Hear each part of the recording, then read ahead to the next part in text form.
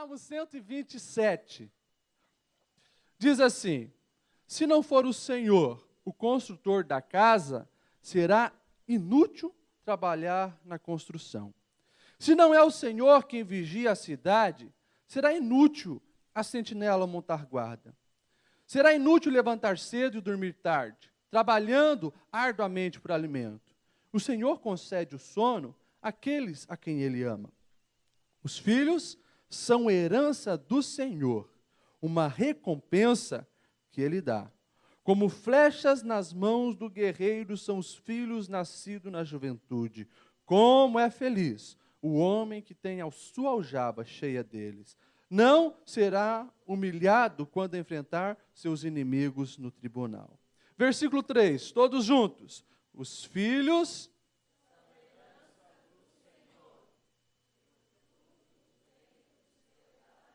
Amém. Pode se assentar. Quero hoje falar um pouquinho desse tema que vocês escolheram. Família é coisa linda. Amém, adolescentes? Amém, irmãos? Quem criou a família? Deus criou a família. O que Deus faz é perfeito. Deus criou a família para ser bênção. E aqui ele diz que os filhos são o quê? Herança do Senhor. Herança. E algumas outras versões ali na frente vai falar recompensa. Herança é o que fica de uma geração para outra. Os bens. Algumas heranças, hoje, principalmente com a questão da genética, né? Alguns falam que algumas heranças não são boas. Né? Recebe de herança algumas doenças. Mas o Senhor que nos deu essa herança, que nos dá a herança filhos. O Senhor dá alguma coisa ruim? Não. Então, ser herança do Senhor é um privilégio. E a herança do Senhor sempre é bênção. Sempre é bênção. Os filhos são herança do Senhor. E quando eu li isso aqui, poxa, se os filhos são herança do Senhor, Deus dá. Deus inventou essa ideia de filho. Por que tem tanto filho deixando os pais careca, de cabelo branco? Por que tem tanto filho deixando os pais tristes? Tem tanto filho que parece que em vez de ser bênção, está sendo mais maldição. Herança que o Senhor dá é para enriquecer. Mas por que será que em tantos lares isso não está acontecendo? E quando eu estava lendo esse texto, eu me lembrei da famosa história do presente grego. Uma grande guerra, assim escreveu Homero, tanto na Ilíade como na sua Odisseia, livros antigos que todos os adolescentes precisam ler. E ele conta lá uma história. O povo grego, um povo forte, bem armado, faz a guerra contra os troianos, por causa de uma mulher, de uma moça, a famosa e bela Helena de Troia, que teria se apaixonado por um príncipe troiano e ido para lá. Mas ela antes pertencia aos gregos, pertencia a um rei grego. E depois de os gregos virem atravessar o oceano, chegarem em Troia, eles cercam, tentam destruir, não conseguem. Por quê? As muralhas de Troia eram muito altas. Ninguém conseguia entrar na cidade de Troia. E os gregos, depois de pensarem muito tempo, eles falaram, já sabemos o que fazer. Vamos dar um presente para os troianos. E eles constroem um cavalo, que era o símbolo dos troianos. Era o símbolo deles, um cavalo. E vamos dar um presente para eles. E eles constroem um cavalo enorme de madeira. E dentro desse cavalo, eles colocam alguns soldados. E deixam aquele presente lá na porta dos troianos. Quando os troianos olham para o deserto, onde estava o acampamento dos gregos, vazaram, ficaram com medo, não conseguiram nos derrotar. Uhul, vencemos! A guerra é nossa! Quando saíram para fora, viram aquele cavalo enorme e ainda deixaram um presente para a gente. Vamos comemorar, vamos levar esse presente para todo o povo ver. Abriram os portões, trouxeram aquele enorme cavalo para dentro da cidade de Troia. Quando veio a noite, aqueles homens que estavam escondidos lá dentro saíram, mataram sentinelas e abriram o portão. Deram um sinal, e os exércitos gregos que estavam todos escondidos atrás dos rochedos, eles entram e destroem a cidade. E Troia vai à ruína porque recebeu um presente que não era um presente bom, mas um presente mau. Irmãos, todos nós aqui, alguns são pai, outros são filhos, mas todos nós somos filhos. Filho é a herança do Senhor. E a minha pergunta para você adolescente, e esse é o tema dessa mensagem: você tem se comportado como herança do Senhor ou como presente de grego? Quando os pais pensaram que viam uma coisa boa e não veio. No contexto bíblico, e hoje, ainda se tem essa questão de ver a beleza de uma gestação. Hoje um pouco diferente, né? Hoje, quando a mulher fica grávida, né, às vezes leva um susto. E às vezes vai se cuidando, né? Ai, não pode vir um tão perto, ai, não quero mais. Os casais hoje são assim. Naquela época era diferente. Casou, e as meninas casavam cedo, né? Menstruava, estava pronto para casar. Em torno ali dos 13, 14, 15 anos, as meninas casavam.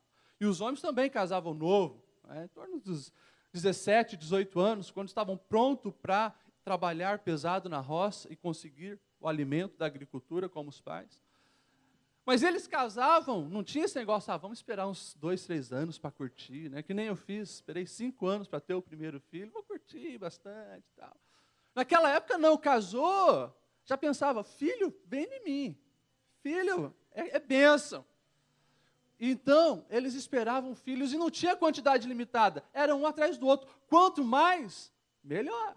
Quanto mais, melhor. Mais garantia que o nome da família vai se preservar. Mais garantia de que os pais terão quem cuide deles quando ficarem velhos. O último versículo, mais garantia quando for para as portas da cidade discutir as questões judiciárias.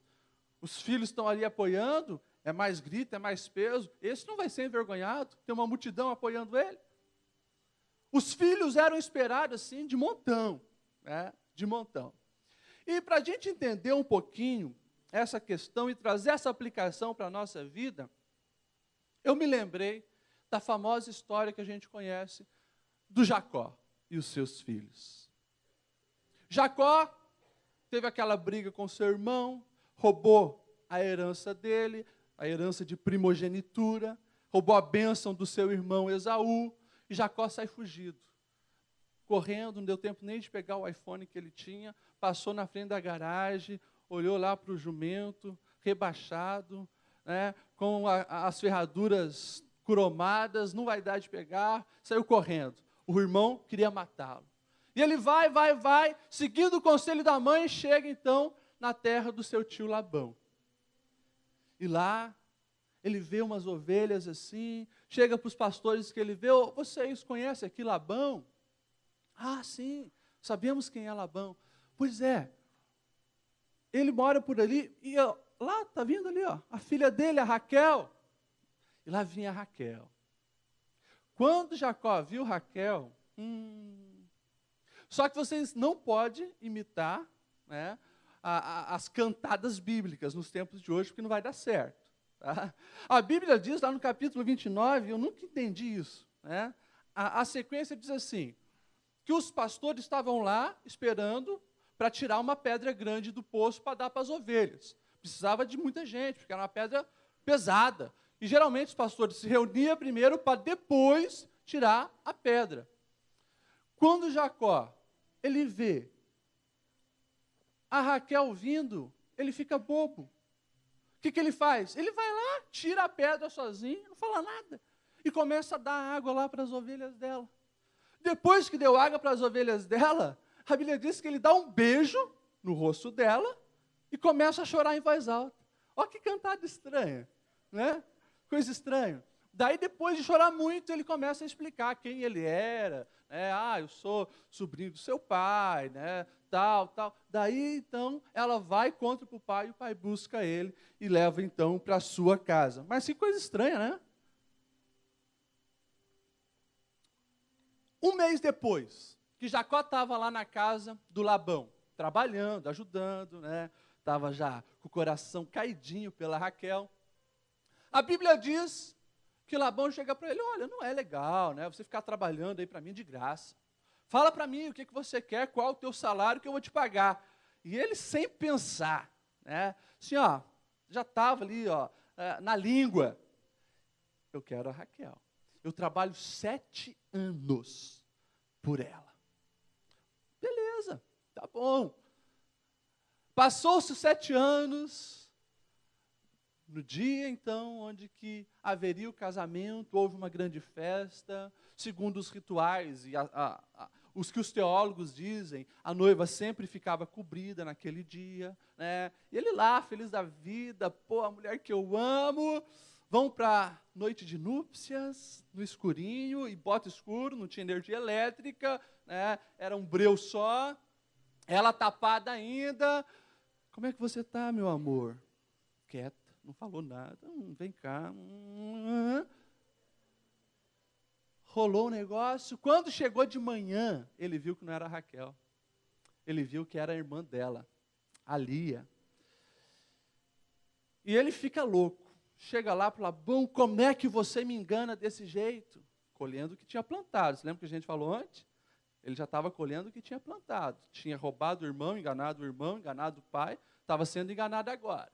Como é que você me engana, Labão?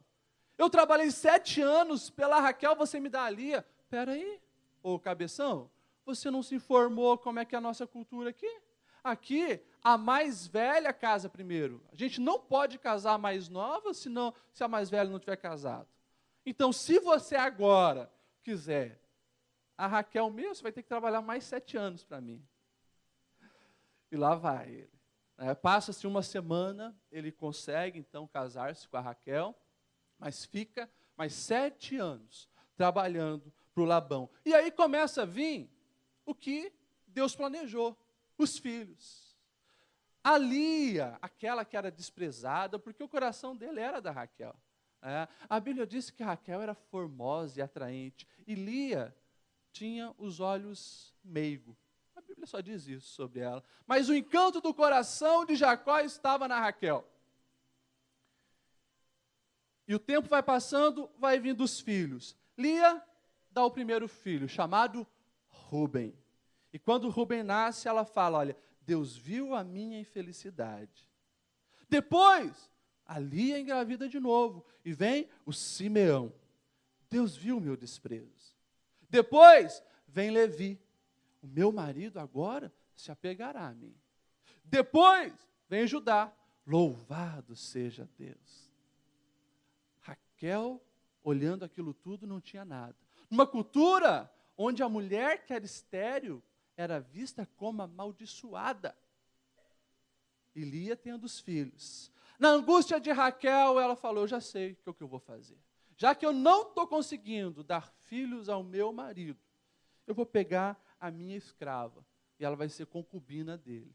E dá a escrava para ser como se fosse uma barriga de aluguel. E a Bila então se deita com Jacó. E nasce Dan e Naftali. Depois, a Lia vendo, vale então agora também da concubina, e chama a Zilpa, que era sua serva, e dá para o Jacó dormir com ela. E assim nasce o Azer. Depois, a Lia volta a engravidar, e nasce Isacar, Deus me recompensou, Zebulon, agora meu marido me tratará melhor. E uma menina chamada Diná. Raquel, nada. Até que Deus ouve os clamores e as lágrimas de Raquel. E nasce o filho do coração de Jacó. O filho da mulher que ele realmente amava. O filho da mulher que ele havia trabalhado 14 anos. Nasce José. O famoso José que foi lá para o Egito. E essa família então vai crescendo, depois Raquel, no dia da sua morte, ela dá mais um filho, que é o Benjamim. E assim então está composta essa família. A família... Alô? A família de Jacó agora está composta. Cada filho que foi nascendo era uma esperança. Se você for ver todas as frases que essas mulheres falavam, elas viam que ali era uma herança do Senhor. E planejavam coisas lindas para elas. Eu me lembro a primeira vez que eu tive, né, meu filho. Fui com a minha esposa lá, primeira gestação, primeiro ultrassom. Gente, quando se ouve o coraçãozinho batendo, dá um frio na barriga. O homem mesmo, ele vai se tocar mesmo só no dia lá do parto.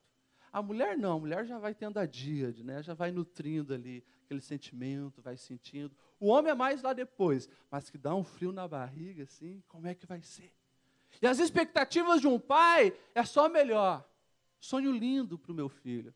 Continuo sonhando, imaginando ele cada vez melhor. E luto para dar o melhor para ele, oferecer o melhor para ele. Assim, todos os pais fazem.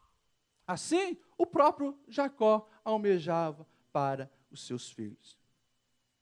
Olhando então para essa família aqui, a gente vê que os filhos começam a crescer e muitos já não se comportam mais como herança do Senhor, mas se comportam como presente de grego. Na sequência da história, a gente vai ver um dia onde eles saem então da terra do Labão e eles querem voltar para a sua terra. E Jacó reúne toda a sua família e começa a volta. Depois de estabilizado no lugar, ali, a filha de Diná, a única menina que tinha na família, ela é abusada sexualmente. Um dos cidadãos lá se apaixona por ela, quer ela, mas não espera até o casamento, tem relações com elas antes. E Jacó fica indignado, mas era o patriarca, era o pai, reúne os filhos e conta então para os filhos. Mas eles querem que a gente faça uma aliança com eles. Eles querem casar. Ele quer casar com a nossa filha. O Simeão, muito astuto, cria um ódio dentro dele. E junto com Levi, eles armam uma cilada. Eles falam, olha, nós só vamos deixar nossa irmã casar com você, já que você disse que ama ela. Se vocês todos se circuncidarem como nós somos circuncidados. E a Bíblia diz que quando eles se circuncisam, e os homens ficavam fracos, não tinha todo o sistema de saúde como nós temos hoje. Simeão e Levi vão lá e matam todos eles. Olhando de fora, a gente pensa, bem feito, o cara não tinha abusado dela. Mas eles cometeram um erro muito grande, que foi passar por cima da autoridade do pai. E quando você vê lá em Gênesis 34, você vai ver essa frase, Jacó falando, vocês me puseram em grandes apuros, atraindo sobre nós o ódio dos cananeus e dos fariseus que habitam nessa terra. Agora nós arrumamos inimigos eternos. Essa pequena história me faz lembrar de muitos filhos hoje, que reagem sem pensar. Reagem sem pensar. Assim como Simeão e Levi deixaram aquele ódio subir para a cabeça e não pensaram em cometer uma grande chacina, sem medir as consequências e passando por cima da autoridade do pai, hoje tem muitos filhos agindo sem pensar.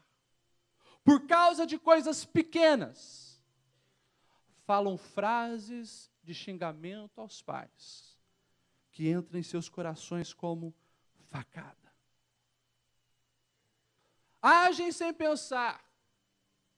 Estão, muitas vezes, desrespeitando drasticamente os seus pais.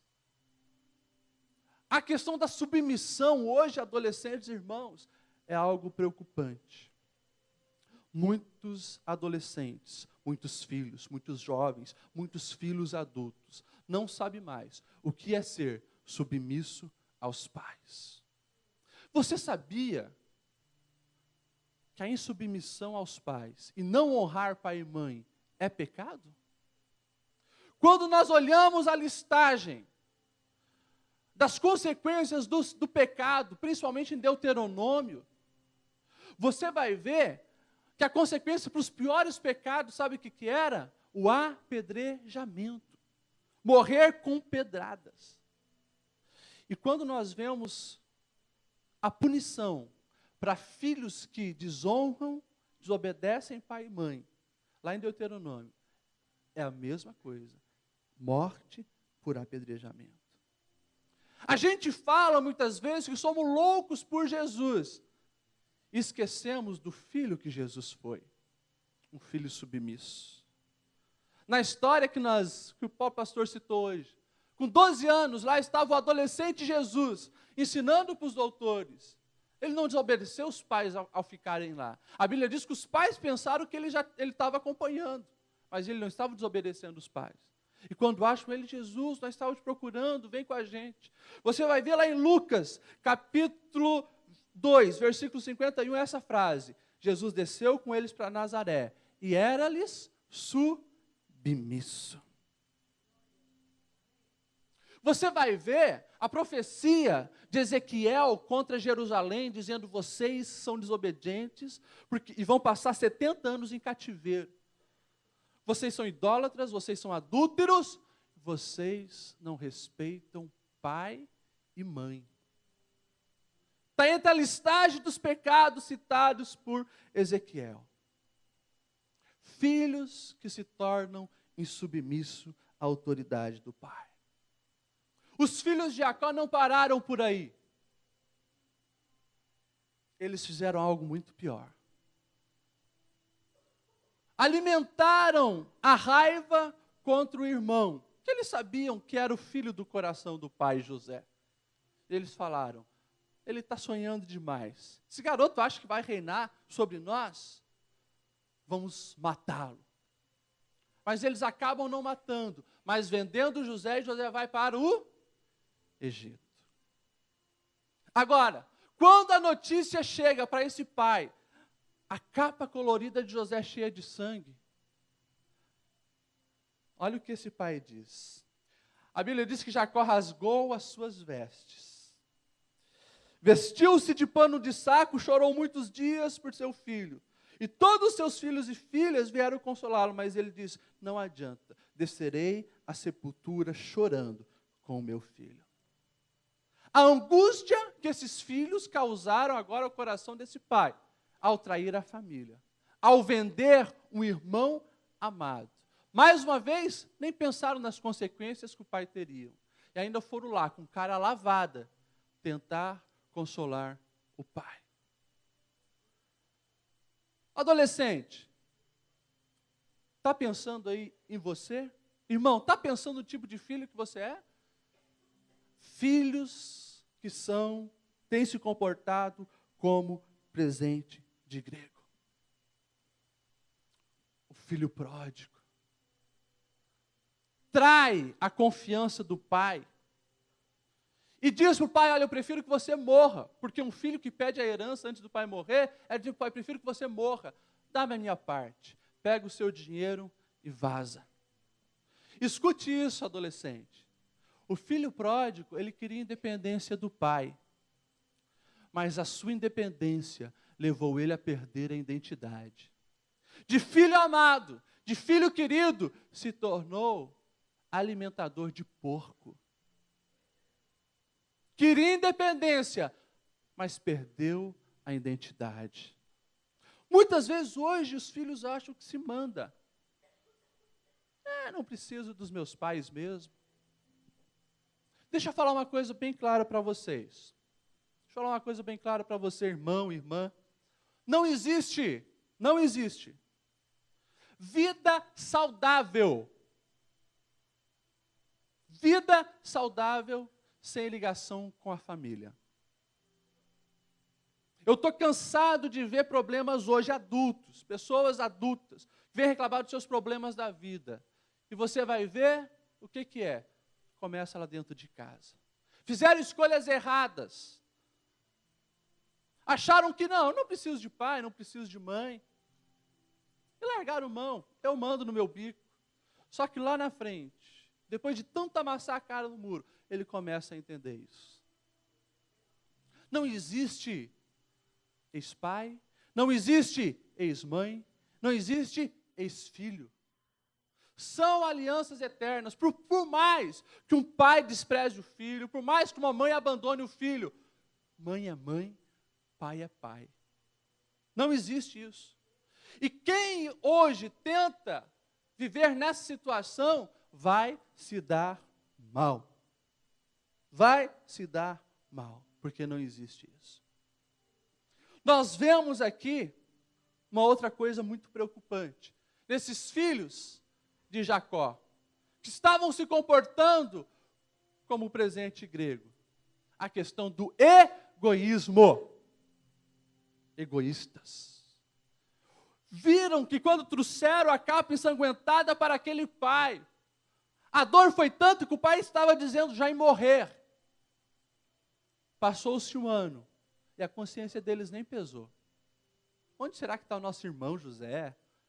O tempo foi passando, o pai sofrendo. Nem aí. Passou-se mais de 20 anos. E eles não tiveram remorso da onde estava o irmão, ou de falar a verdade para, pelo menos, aliviar um pouco do sofrimento daquele pai. Estavam preocupados consigo. Nosso irmão está longe, talvez já esteja morto. Problema dele. O pai sofrendo e eles preocupados com eles. Tem uma história de um adolescente de 14 anos, chamado Rodolfo. O Rodolfo, ele tinha um pai chamado Guilherme. E o pai dele era paralítico, andava numa cadeira de roda. E tinha uma cicatriz muito feia aqui na cara. O Rodolfo tinha vergonha do seu pai. O pai começou a perceber isso quando o filho insistia que a mãe fosse nas reuniões de pai na escola. O pai começou a perceber isso quando eles saíam juntos e o filho meio que se afastava quando vinha um amigo. O Rodolfo tinha vergonha do seu pai. Certo dia o Rodolfo ficou doente. E não pôde ir na escola. E justamente naquele dia a professora falou, esse é um trabalho que vocês precisam entregar amanhã. Os amigos de Rodolfo, muito preocupados com a nota que ele ia ficar sem, vão na casa dele, batem lá, e quem atende é o pai. Guilherme abre a porta, sorridente, recebe bem aqueles garotos. Os garotos ficam meio assustados, porque a cicatriz era feia. Realmente, primeira visão, impactava. Quando o Rodolfo se toca, que os amigos estão lá na casa dele e viram o pai, ele fica tudo envergonhado. Mas agora já estava, desce, conversa com os amigos, o trabalho e tal. Mas o pai Guilherme era um cara muito legal, muito aberto, muito divertido, fez uma piadinha com um, com o outro. Daqui a pouco estava todo mundo sentado ali, e de repente um amigo pergunta, como é que o senhor ganhou essa cicatriz? Nem o Rodolfo sabia, porque ele nunca tinha se preocupado de perguntar para o pai a história. E aquele pai começa a dizer, certa vez, 3 anos depois que nós casamos, nós tivemos o nosso filho, o Rodolfo. E eu e a minha esposa, nós fomos passar um período numa chácara. Nessa chácara, tinha um bosque, a gente foi andar no bosque, deixamos o Rodolfo com apenas 1 aninho, com a babá. Quando nós olhamos de longe, tinha uma fumaça bem aonde era a casa principal. Nós voltamos correndo. E para nossa surpresa, a babá estava do lado de fora, mas não estava com o neném Rodolfo em braços. Os vizinhos já chegaram, estava todo mundo jogando balde. Eu falei que ia entrar, eles me seguraram. Mas quando eu consegui me escapar, eu entrei com tudo. Fui lá buscar o Rodolfo. Peguei o Rodolfo nos meus braços, corri para fora, e quando estava quase chegando, uma viga caiu nas minhas costas. O meu rosto encostou nas brasas, mas eu consegui proteger o meu filho. Nessa altura, o Rodolfo, que não conhecia a história, estava já chorando. Impactado com aquela história. Ele vai, se ajoelha diante daquele pai e pede perdão. Vai na cicatriz daquele pai e dá um beijo naquela cicatriz e diz: pai, perdoa. Porque eu estava preocupado com tantas outras coisas e tudo que você sofreu, as marcas foram por mim. E a partir daquele momento, Rodolfo foi o novo filho. Muitas vezes, nós fazemos a mesma coisa. Muitas vezes, irmãos, nós praticamos a mesma coisa, estamos sendo filhos que se comportam como um presente de grego. Nós reclamamos dos nossos pais, pelo comportamento deles, às vezes um comportamento mais agressivo, às vezes um comportamento mais duro, às vezes um não, que a gente não gostaria de ouvir. Mas a gente vê muito comportamento, e muitas vezes, por causa do nosso egoísmo, não conseguimos ver a angústia por trás daquele comportamento. Muitas vezes não entendemos as angústias dos nossos pais, com tantas contas para pagar, tantos problemas para resolver, e às vezes você faz birra por causa de um celular novo, enquanto o pai está preocupado se vai ter comida para trazer para dentro de casa. Filhos egoístas, que não têm pensado nas consequências drásticas que tem trazido para a sua família. Nós não podemos se comportar como os filhos que são presente grego. Nós precisamos ser herança do Senhor. O Senhor espera que nós venhamos realmente enriquecer o nosso lar, enriquecer a nossa casa. E nos filhos de Jacó, há um José. Um José que faz a coisa certa, mesmo os pais estando longe. Depois que ele é vendido lá para o Egito, vem a lindona e maravilhosa e gostosa esposa de Potifar, para dar uma cantada nele. Mas ele tinha ouvido o conselho dos pais. Ele tinha ouvido o que era certo e o que era errado fazer. E não precisava um pai estar junto ali, mas aquilo já tinha entrado no coração. Ele sabia o que era honrar um pai. Honrar o pai é agradar o meu pai, é ser bênção na vida dele, é fazer o que ele me ensinou, que é os propósitos de Deus. E ele renuncia à tentação. Não se deita com a esposa de Potifar. Adolescentes, vivemos em tempos preocupantes, porque a gente muito escuta e pouco ouve. Ouvir é você refletir, deixar isso entrar no coração. Muitas vezes na igreja, nós estamos aqui apenas escutando e não ouvindo. Naquele tempo, Jesus já falava isso: olha, quem tem ouvidos para ouvir, ouça. Porque sempre tem outras vozes tentando distrair. A fé vem pelo ouvir. E a gente começa a entender o resultado da igreja contemporânea. Uma igreja fraca, porque não ouve a palavra de Deus. Vem apenas escutar. Para a gente dar uma refletida nisso. Mas, filho, nós precisamos ouvir. Ouvir mais. Ouvir mais conselhos bons e bíblicos que os nossos pais nos dão. A minha preocupação hoje, adolescente, e por que muitos adolescentes não conseguem realmente ser obedientes quando o pai não vê, honrar o pai e mãe quando eles não estão por perto, porque não tem parado para ouvir os conselhos. Ouve muito as vozes do mundo, o que a mídia diz, o que a internet diz, o que os amigos dizem.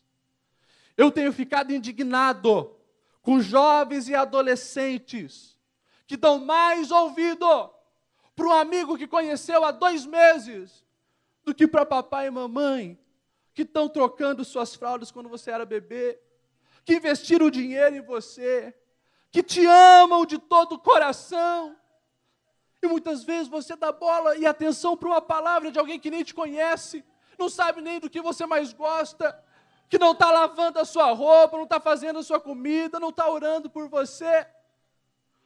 Cuida, adolescente, quem você está ouvindo. Vivemos em tempos onde as más amizades têm destruído vidas.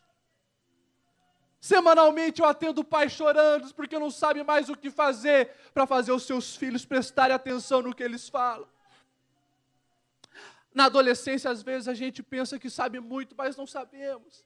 Eu me achava um adolescente maduro. Eu achava que sabia muito. Hoje, com 28 anos, eu olho para trás e vejo, eu não sabia nada. A vida traz experiência. Os pais e as mães de vocês já passaram por caminhos que vocês ainda nem imaginam passar. Ouça os conselhos deles. Ouça as orientações dos pais de vocês. Filhos que são herança do Senhor, eles ouvem os pais. E eles sabem se comportar e honrar os pais, mesmo quando os pais não estão. O que você tem feito na escola? O que você tem feito quando o pai não está? Na internet, com os amigos? Saiba que tudo isso virá à tona. E que o seu pai venha olhar para você e dizer, é herança do Senhor. Me honrou mesmo quando eu não estava por perto. Assim foi José. José, ele nos ensina a não se rebeliar em momentos de crise. A renúncia da tentação dele levou ele para a cadeia. Seguiu a Deus, obedeceu o que o papai e a mamãe tinham ensinado e foi parar na cadeia. Porque a esposa de Potifar disse, não, ele que quis me assediar aí. E José acabou lá na cadeia. Mas lá na cadeia, ele não bateu rebelado, tá vendo, Deus? Fui fazer o que tu orientou, agora aí estou aqui na pior. Não, a Bíblia diz que ele começou a fazer a diferença lá na cadeia. Ele começou a ser bênção lá na vida de quem estava lá. A ponto do carcereiro pegar a chave, dar para o presidiário José. Ô José, cuida aí para mim, cara, tudo que você faz prospera. Você é uma bênção aqui. Ele não se rebelou nos momentos de crise. Daí, eu tenho visto alguns filhos, quando houve um não, se pede para o pai, pede para a mãe. O pai diz não, já faz um beiço desse tamanho, bate pé, coloca no Facebook, estou cansado dessa vida, estou cansado dessa família. Manda um SMS para os amigos e fala, nossa, meus pais são uns caretas, uns quadrados, uns babacas. O pai e a família muitas vezes estão passando por um momento difícil. E você nem prestou atenção nisso. Nem deu bola nisso. Nos momentos de crise, nos momentos difíceis, nós precisamos continuar tendo o caráter de Cristo. Nós precisamos continuar sendo herança do Senhor aonde nós estamos. E eu tenho me preocupado com esses filhos casca fina, mole, molenga. Às vezes o pai está tentando te orientar agora, na adolescência, para você virar um homem, para você virar uma mulher, te lapidando, dando algumas responsabilidades. Filha, quando eu chegar, a louça tem que estar lavada. Filho, acorda, arruma a tua cama. Esses mínimos detalhes, não é porque ele não podia fazer, até podia. Mas é para que você vai começando a ter responsabilidades. Para que não seja que nem muitos marmãos de 35 anos hoje, na casa do papai, que não sabe nem fazer xixi dentro do vaso. Mija tudo por fora. Isso também é honrar papai e mamãe. Você ajudar a cuidar da casa. Você obedecer nas instruções que eles pedem para vocês. E daí tem um monte de molenga, um monte de casca fina. Quando vem as pauladas da vida, você vai se dar mal. Porque o papai e a mamãe quis ensinar, você não quis aceitar. Precisamos dar ouvido a papai e mamãe. Precisamos ajudar em casa. Precisamos obedecer. Isso é honrar. Isso é ser herança do Senhor. Isso é enriquecer o meu lar. E não ser um presente grego que só traz tristeza, angústia, morte. Nós vivemos em tempos difíceis na relação familiar. Momentos complicados onde tudo é novo. Essa geração de pai, muitas vezes eles não sabem lidar com algumas coisas, porque o tempo está mudando muito rápido, muito depressa. Nossa sociedade, o capitalismo está aí. E os pais têm que, às vezes, se desgastar, fazer inúmeras horas extras para tentar manter a qualidade de vida que eles gostariam de oferecer para vocês. Os filhos estão vivendo uma revolução na tecnologia, contato com o mundo inteiro. Liga a televisão, tem 100 canais. Entra na internet, está o mundo ali. Nós precisamos aprender a lidar com isso. Não esquecendo que as instruções que nós precisamos para ser bons filhos e bons pais está aqui na palavra do Senhor. Momentos de crise, permaneça firmado, permaneça honrando, permaneça com atitudes de um verdadeiro cristão. O José era a herança do Senhor e ele buscava a restauração do seu lar. A gente conhece a história. Deus dá um sonho para o faraó. Quem vai revelar esse sonho? Lá estava o copeiro, que quando estava na cadeia, o sonho dele foi revelado por José. Tem um José. José vai lá, revela o sonho do grande faraó, se torna o segundo maior no Império Egípcio. O tempo passa, a fome bate na terra. Quem vem lá pedir comida? Os irmãos. Os irmãos que tinham vendido ele. Os irmãos que tinham causado dor, tristeza nele e no pai dele. Que oportunidade, hein, de se vingar. Mas ele não faz isso. Ele estava preocupado com a restauração do seu lar. Ele estava preocupado em ser herança, enriquecer a casa dele.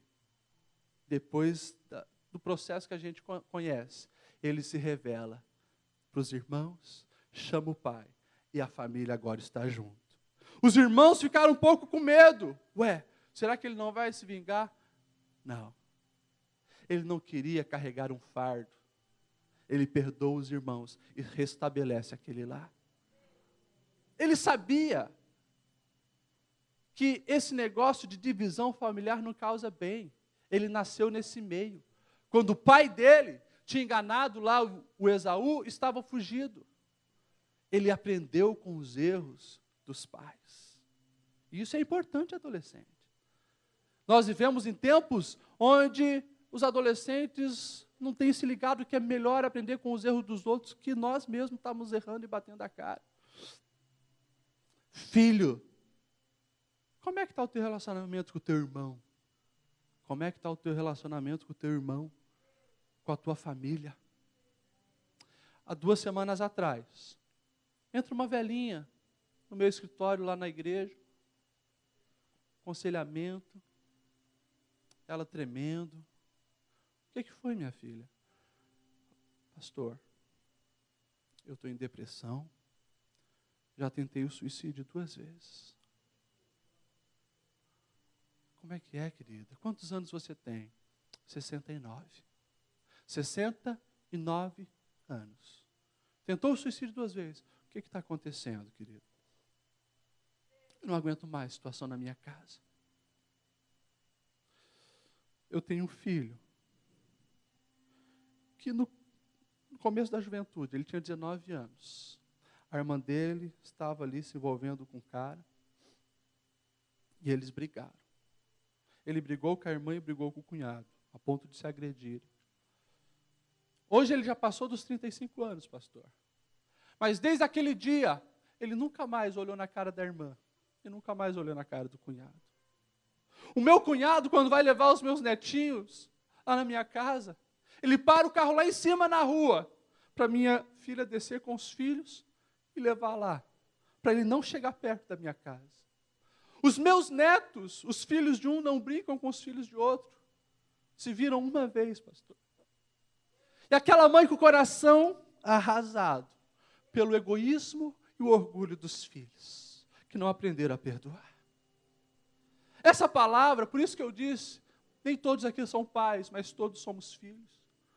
Como é que está o teu relacionamento com a tua família, irmão, irmã adulto? O que você tem semeado na vida dos teus pais, se você ainda tem teus pais?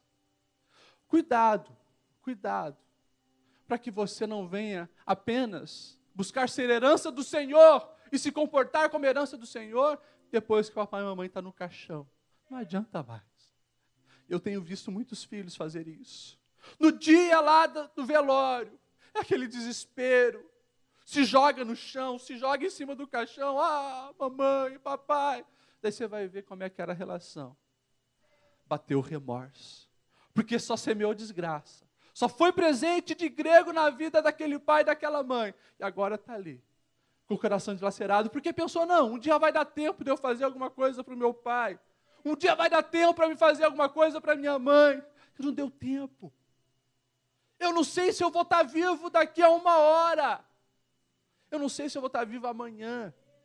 Eu não posso deixar para ser bênção na vida dos meus pais. Daqui 10 anos, daqui 5 anos. Eu preciso cada dia buscar ser herança do Senhor na vida deles. Esse é o ensinamento de Jesus. Cadê os loucos por Jesus? Uhul! Jesus pregado na cruz. Dilacerado, doído, o sangue pingando. Preocupado com a sua mãe. Ele olha para João, João, essa aí agora é a sua mãe. Cuida dela. Preocupado com Maria. E a gente diz que é louco por Jesus e não estamos semeando coisas boas na vida dos nossos pais. O tempo já foi. Eu quero concluir. Adolescentes, irmãos, filhos são herança do Senhor. E que você venha ser uma herança do Senhor na vida da tua família e na vida dos teus pais. Se coloque em pé.